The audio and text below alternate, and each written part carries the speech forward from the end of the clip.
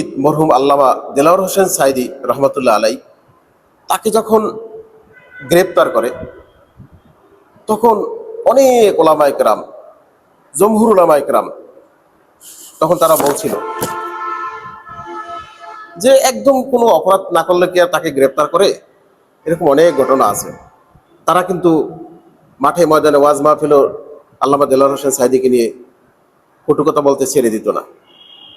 তার অপরাধ সে একটা রাজনৈতিক সংগঠনের সাথে, এটাই কিন্তু বড় অপরাধ। অথচ সকল ওলামায়ে কেরাম যারা মাঠে ময়দানে কথা বলে, সবার আইকন হচ্ছে আল্লামা দেলাওয়ার হোসেন সাইদি।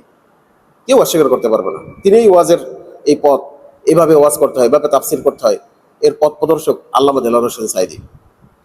তাকে গ্রেপ্তার করে যখন দেখলো যে না, হুজুররা তো তার পক্ষ নেয় না, এরপর ব্যাপকভাবে আলেমদেরকে গ্রেপ্তার করা শুরু করলো। ওই যারা কথা বলছিল এদের ভিতরে অনেকেই গ্রেপ্তার হয়ে গেছে ঠুনকো ঠুনকো অভিযোগে, কিন্তু বাস্তবতার সাথে কোনো মিল নাই।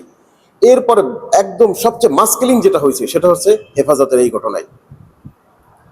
সেজন্য কোনো আলেম যদি কোথাও আক্রান্ত হয়, আপনারা কেউ খুশিতে আত্মহারা হয়েন না, বরং এটা চিন্তা করেন একসময় আমার দিকেও এই ধরনের অত্যাচার নেমে আসতে পারে।